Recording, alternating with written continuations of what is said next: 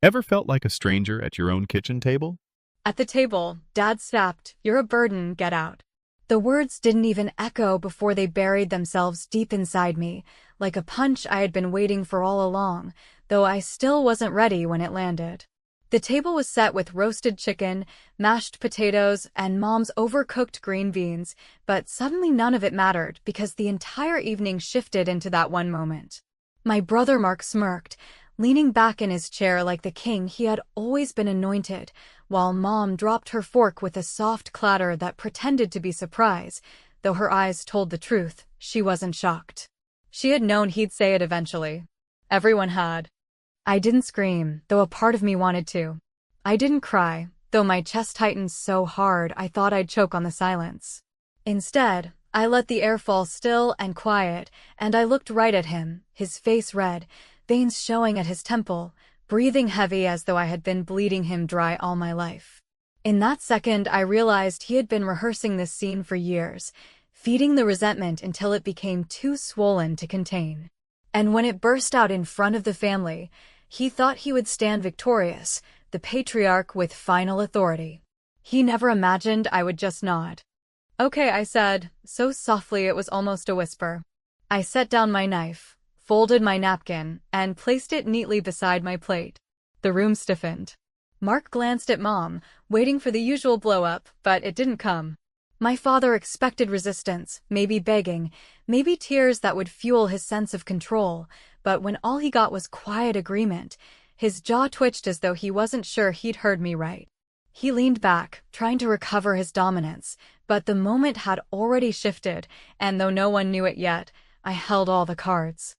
Dinner continued in awkward stabs of silence, forks scraping against porcelain, glasses raised without the usual chatter. Mark muttered something about how it was for the best, and Dad nodded, pretending this was his victory, while Mom tried to act like she hadn't spent years watching me cover gaps they never acknowledged. I didn't argue, didn't defend myself, didn't try to balance the scales with proof of my contributions, because that was never the point with him. Proof didn't matter. His narrative was the only reality allowed, and anyone who challenged it got drowned out by his booming voice.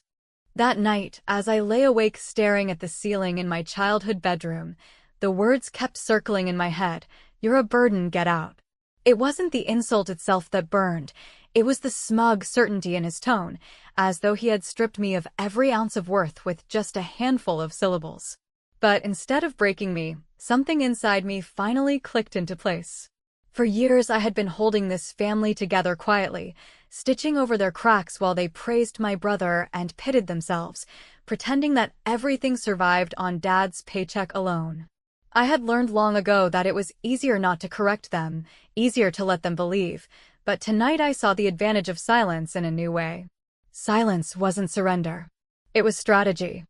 The next morning I woke with a strange calm. I started folding clothes into a suitcase, stacking jeans, sweaters, and the few dresses I cared to take. The house was unusually quiet, no banging coffee mugs, no footsteps of Dad pacing like he did when he wanted attention. It was almost as if everyone was holding their breath, waiting to see if I'd call his bluff. But I had no intention of begging for permission or approval. I was moving on, and I was going to let them watch.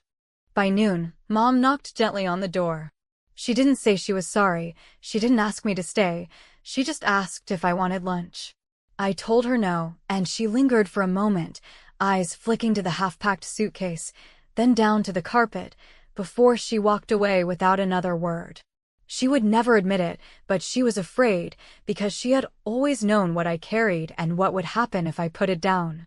As I zipped up the suitcase, I felt the tension in my chest ease for the first time in years. I thought back to the night before, to Dad's face when I hadn't given him the fight he wanted. I thought of the control he believed he still had, not realizing how fragile his throne had always been. And as I set the suitcase by the door, ready for tomorrow's quiet exit, I smiled to myself. Because they thought they had finally gotten rid of me. They thought they had cut loose dead weight. But what none of them realized was that when I left, something much heavier was going with me. And they wouldn't notice until it was far too late. Tomorrow, they'd feel it.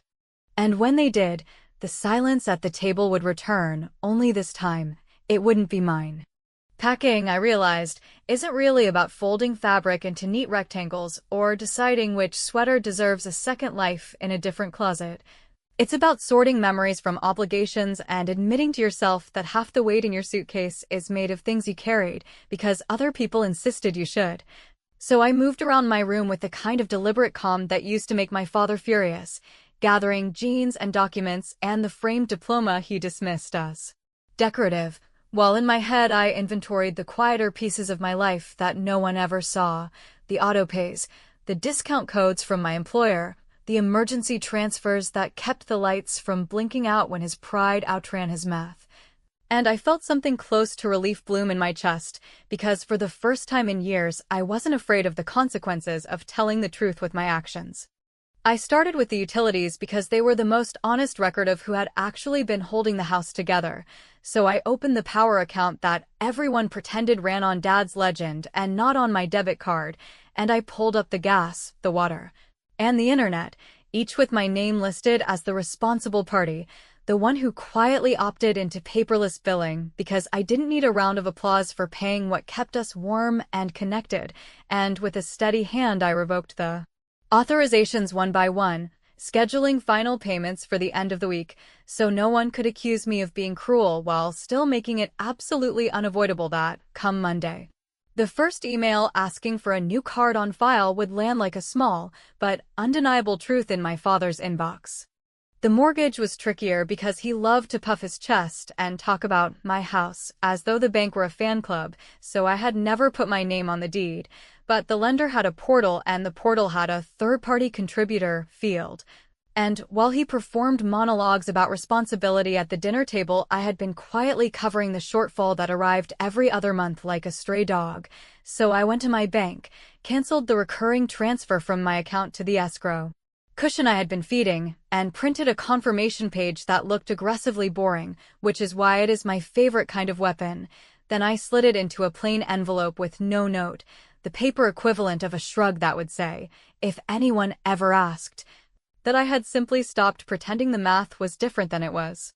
Mom hovered like steam under a lid, knocking and then not waiting for an answer, bringing up laundry that I didn't need and half-finished conversations that had nowhere to land, and I wanted to take her hands and explain that I wasn't abandoning a sinking ship.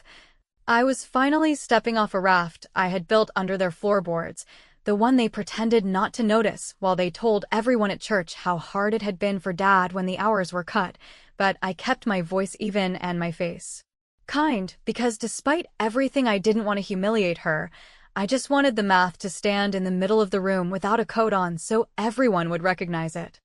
I moved to the smaller arteries that kept the household functioning even when Dad wanted to perform austerity for show. The family phone plan I had started back when Mark smashed his screen and forgot his share for 6 billing cycles. The streaming accounts that kept their evenings soft, the cloud storage that held the scans of their warranties, and the tax records Mom was always misplacing, and I set end dates for every subscription tied to my wallet, leaving neat gaps that would open like trapdoors under their routines, not deadly, not even dramatic, just honest in a way that would make denial difficult to maintain without a new story that didn't require me as a villain.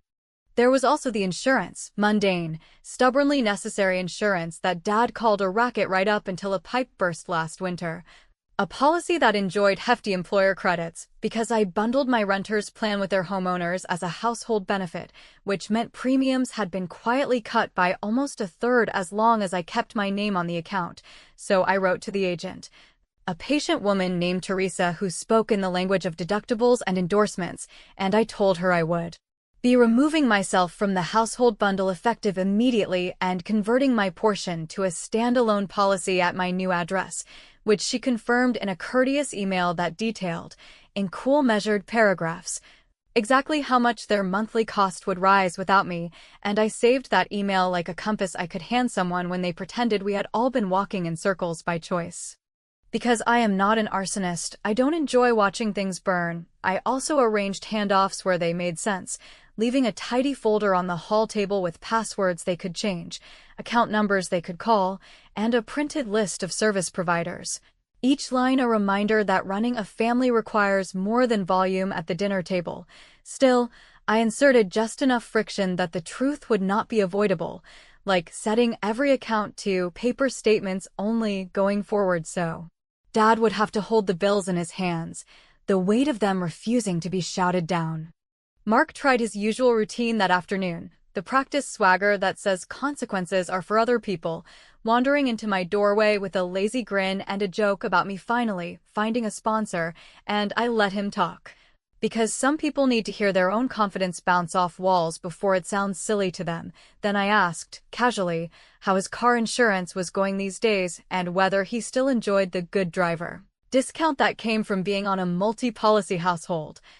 And when he rolled his eyes and launched into another joke, I clicked a single button in the agent portal that removed his name from my preferred bundle, which meant his next renewal would come with a number large enough to make his voice crack. A petty move, perhaps. But not cruel, just proportionate to the number of times he laughed while I did math in the shadows.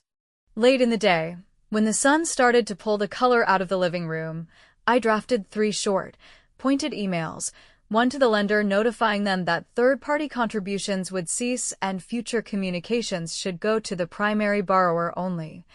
One to the utility company confirming the termination of my payment authorizations while leaving service intact for the remainder of the cycle, and one to Dad, because he likes official things, with the subject line household accounts. Transition notice, in which I used polite language to say a simple thing, that I had been contributing substantially to household expenses for years, that effective immediately my financial support would end, and that I wished them well in arranging replacements. I scheduled all 3 to send at 7 the next morning, not because I wanted to ruin breakfast, but because I knew he liked to read email with his first cup of coffee, and I wanted the truth to meet him before the day gave him time to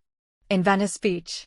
As evening fell, I packed the last of my books and the one photograph in the house where I didn't look like a background prop. Then I carried the suitcase to the door and stood there long enough to recognize the taste in my mouth as something like freedom. And while I didn't say a dramatic goodbye or offer a closing argument, I did one more small thing that felt like justice rather than revenge. I logged into the bank and canceled the overdraft protection that linked my account to his. The silent backstop that had covered his surprise purchases more times than I could count, and the relief that washed through me was so clean it almost hurt, because I understood that the kindest thing I could do for all of us was to stop underwriting the story where I was the problem and he was the hero.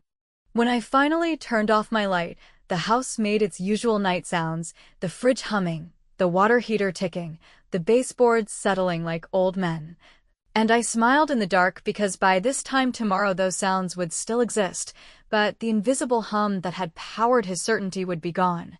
And the only question would be how fast he noticed and what he said when he realized the person he called a burden had been the one keeping gravity in place, and as I fell asleep, I knew. I had already taken my first real step, since my revenge had never been about flames or speeches. It was about accounting, and the cliff we were all standing on had always been made of numbers that finally, blessedly, belonged to him. Morning arrived in that pale, dusty light that always made the kitchen look cleaner than it was, and I stood in the doorway long enough to watch Dad settle into his throne at the head of the table with the confidence of a man who believes the world will continue spinning out of respect for his routine, his mug cradled in both hands. The laptop opened his inbox, the first sip barely past his lips when the scheduled messages landed like small, polite detonations that didn't raise their voice yet. Still rearranged the furniture, and in the span of a long swallow I saw his face go from dismissive interest to puzzled irritation and finally to a kind of tight-faced calculation that told me the words were not bouncing off the old story the way they used to. He read my subject line twice, because men like him think repetition can bully reality back into place, then clicked into the lender notice, and the silence in the room sharpened as the phrasing ordinary, administrative, unromantic stated in crisp terms that third-party contributions would cease, future payments must originate from the primary borrower, account access had been adjusted, and, because banks are mercilessly honest even when they are trying to be gentle, the system had already rebalanced the escrow to reflect the actual funds on hand, which meant the cushion he bragged about at cookouts had always been my work and not Providence. And I could tell that this particular truth landed like a pebble dropped into a well whose depth he had never measured. Mom, who pretends she dislikes conflict but has a talent for selecting the one sentence that pours gasoline on it, asked if I would like toast, a question that was more apology than hospitality. And Dad answered for me with a grunt that tried to shoo her out of the moment, then opened the utility confirmations where dull phrases like payment authorization removed and service will continue through the end of the current cycle laid out a path that led not to catastrophe but to contact numbers and choices which, in a better family, would have been an invitation to cooperation and new habits, but in ours became a referendum on loyalty. And I felt the familiar pang that comes when you realize people would rather keep a flattering fiction than accept a workable truth. Mark came in scratching his jaw like a bored cat, asked who had died, then glanced at his phone with the reflex of a man tethered to convenience, and found the first ripple of my decisions waiting for him in the form of a pre-renewal adjustment from the insurer.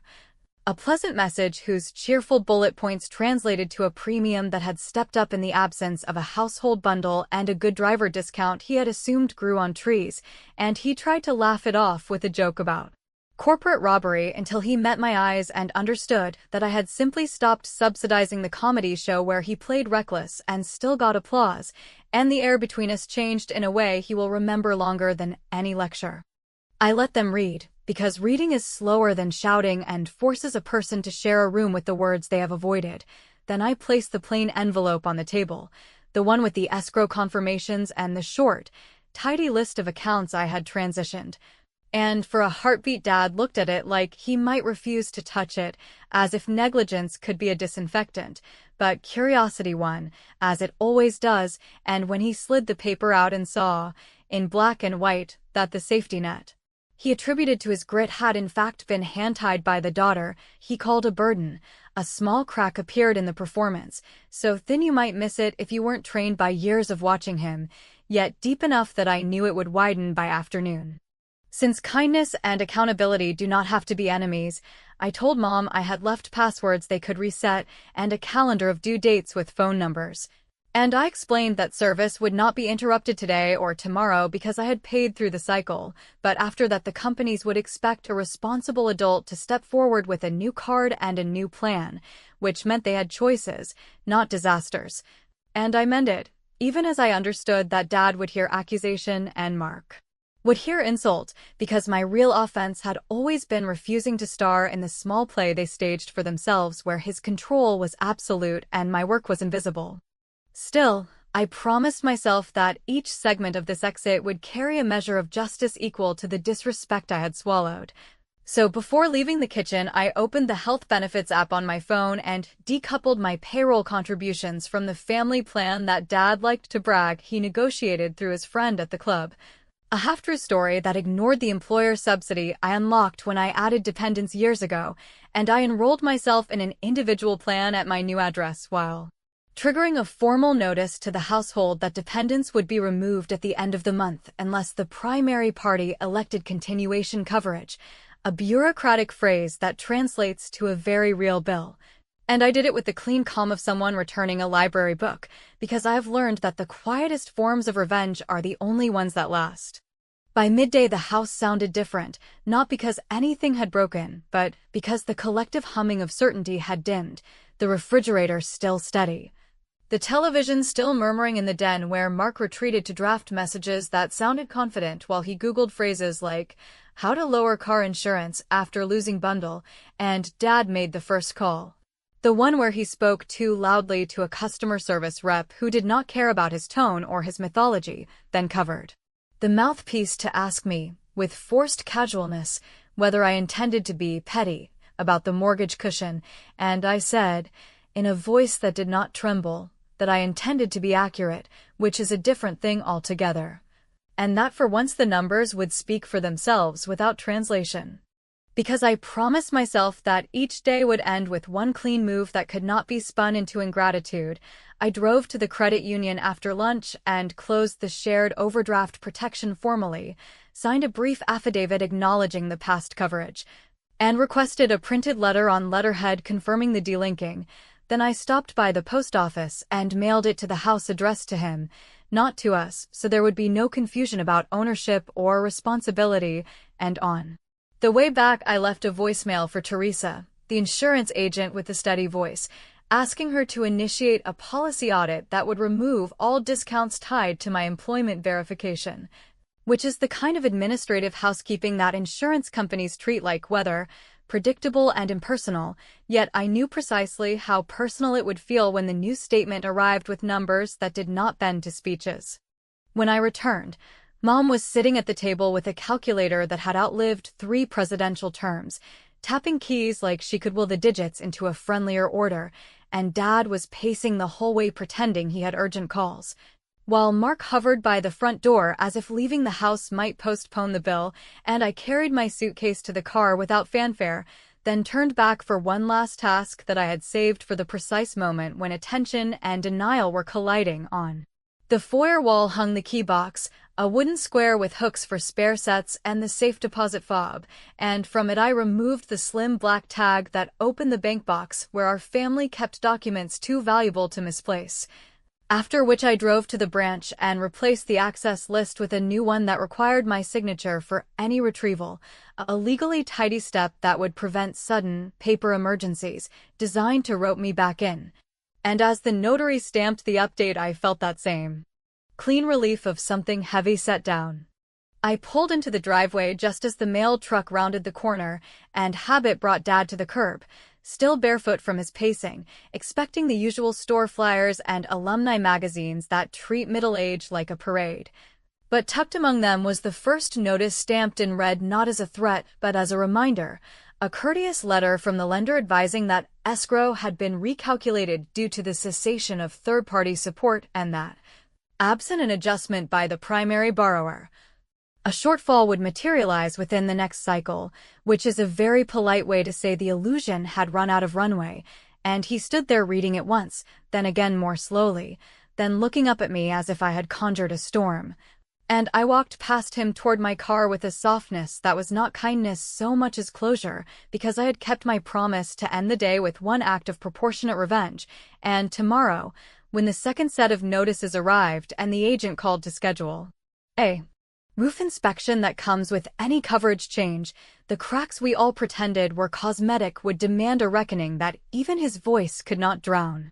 By the time afternoon drained the color from the sky and turned the living room into a dim aquarium of familiar shapes, the house had given up pretending nothing had changed, because even if the lamps still worked and the television still murmured,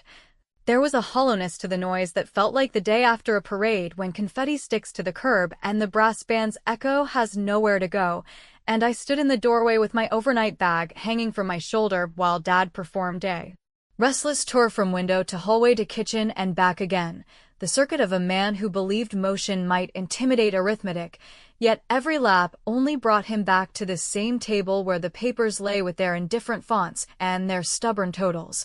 So when he finally stopped and looked at me with that mix of anger and confusion he wears like cologne, I decided it was time to give him the one sentence he had earned in full and would understand in half, and I said, in the steady voice, "You borrow from a future where you have already survived, that the payments stop now."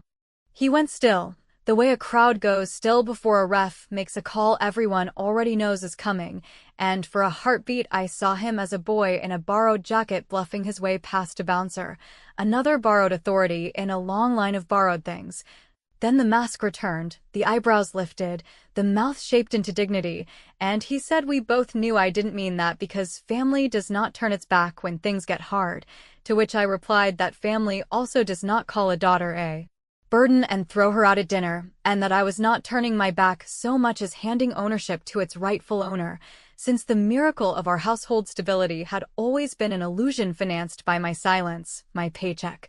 and my willingness to absorb his pride like a cost of doing business, and now the business had closed its books. Mom tried to bridge the distance with a plea that sounded like a weather report, soft and general and warning of clouds without taking a position on rain.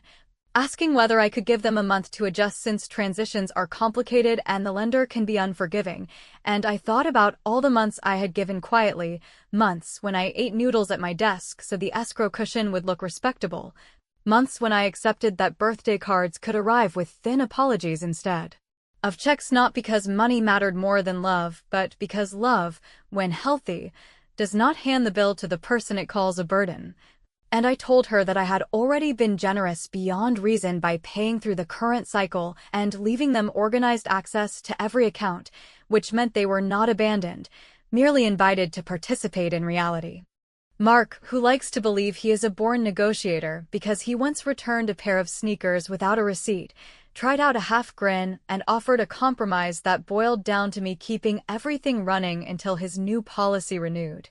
A suggestion that wrapped entitlement in the ribbon of logistics, and I looked at him with the patience you reserve for people who still think good fortune is a personality trait, then explained that he could call the agent tomorrow and ask about SafeDriver courses or mileage tracking or any number of adult solutions I had never denied him, while I had one more adult errand to complete tonight, after which the practical path would lie directly in front of them without my name anywhere near it.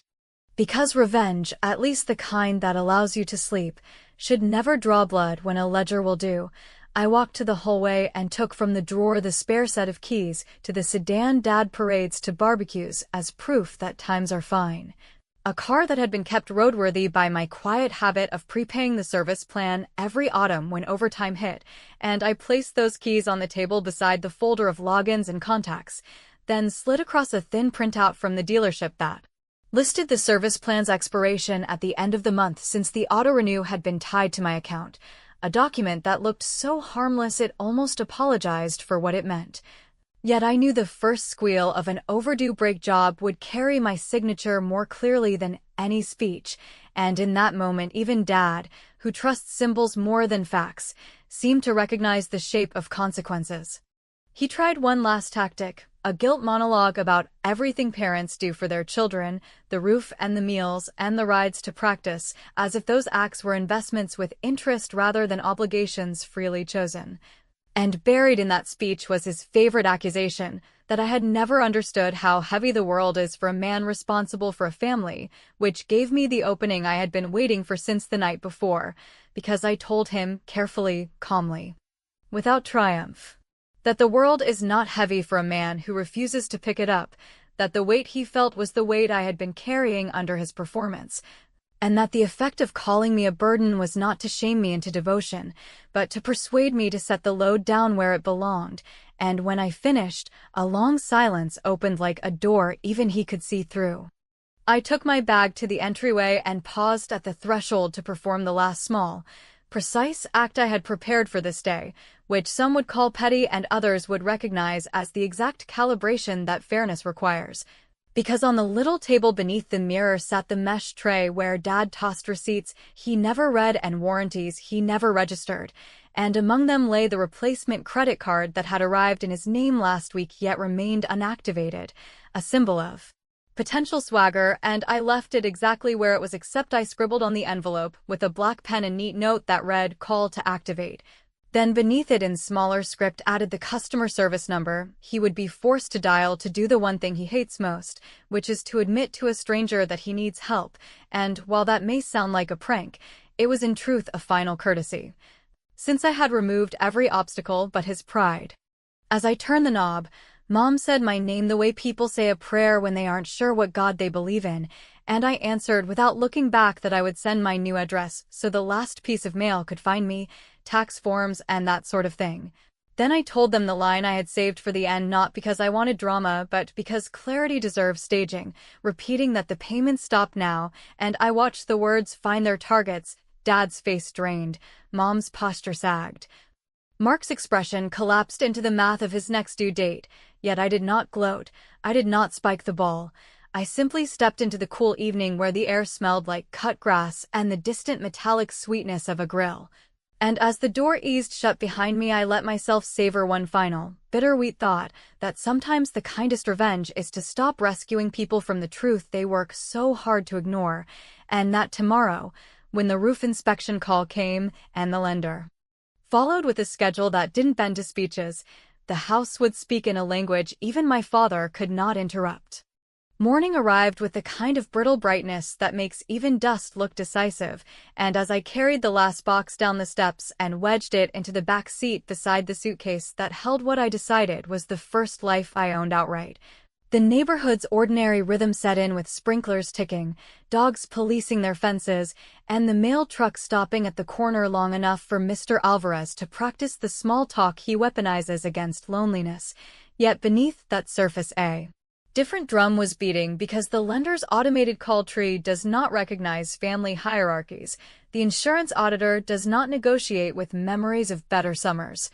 and the utility company has perfected the art of sounding patient while reminding you that due dates are not moral suggestions. And I stood there by my car with the keys in my palm and listened to the house breathe its stubborn, aging breath while the phone inside began a day of ringing that no one could muffle into submission. I drove to the small apartment I had signed for 3 weeks earlier in a moment that felt like shoplifting from fate, a second-floor walk-up with a narrow balcony and a view of a parking lot that transformed at sunset into a mosaic of brake lights and porch shadows. And I let myself in with the care of someone crossing a new kind of threshold, dropping the box on the counter and the handbag on the chair that would, for a while, pretend to be an ottoman, and I stood very still while the echoes announced to the walls that someone courageous and a little reckless now lived here. Then I opened the binder I had built like a lifeboat over the past month and verified, in the soothing language of checklists and confirmation numbers, that every tether had been cut with precision, every benefit properly transferred, every account left in a condition that required nothing from me but the discipline to ignore the familiar tug of other people's panic dressed up as duty.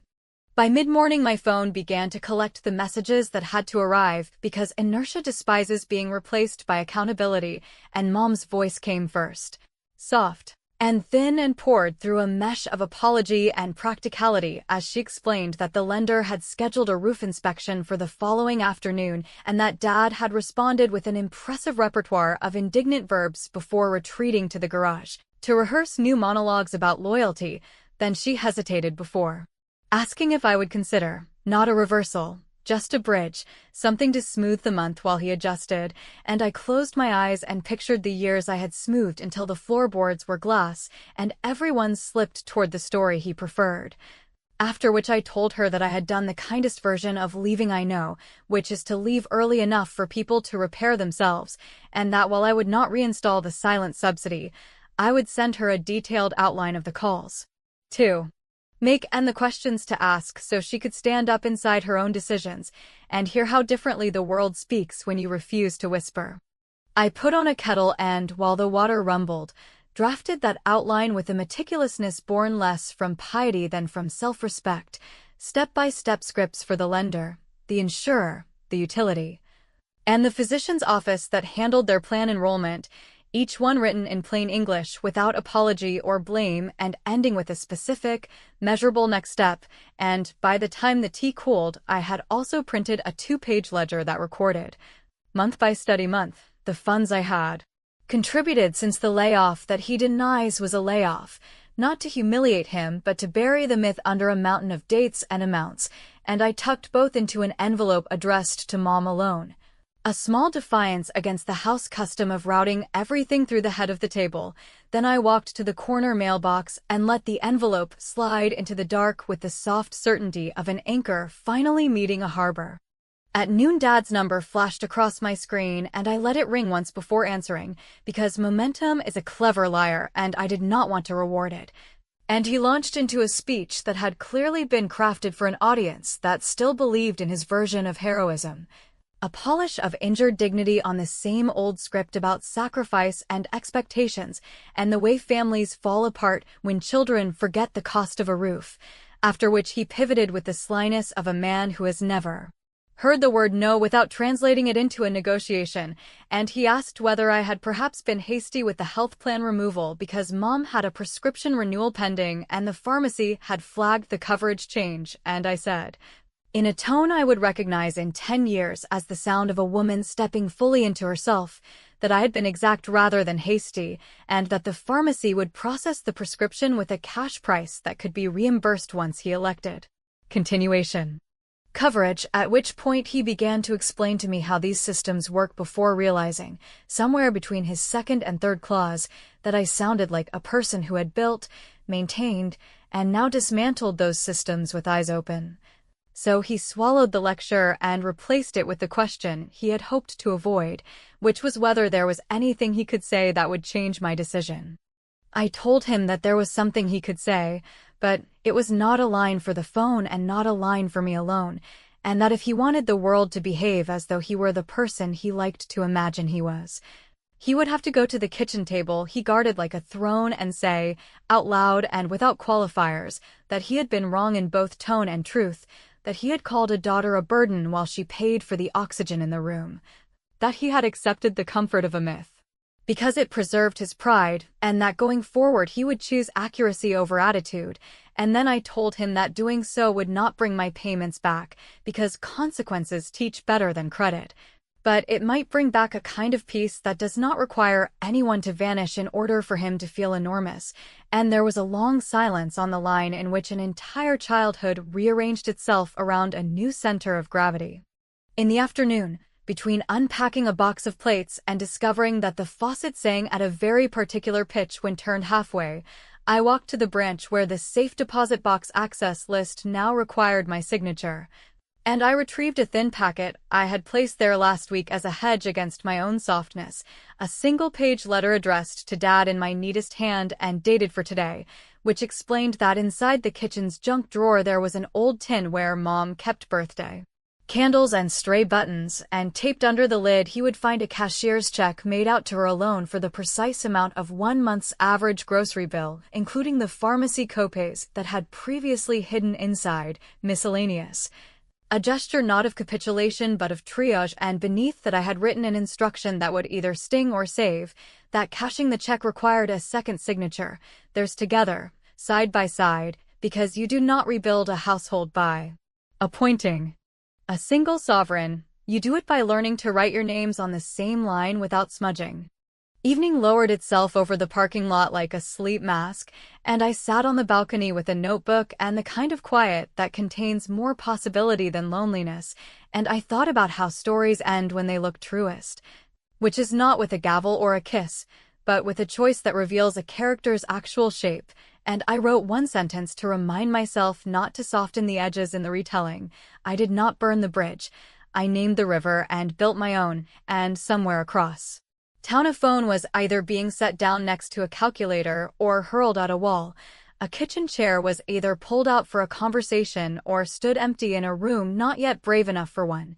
And a father was either practicing an apology that might return him to his own humanity or writing a new speech in which everyone else remains at fault. And I will not tell you which of those versions became true, because for once the moral of the story does not belong to me alone. It belongs to whoever, in that quiet house with the suddenly audible ticking clock, decided whether the first honest sentence would feel like surrender or like the clean beginning of a life where the math matches the mouth.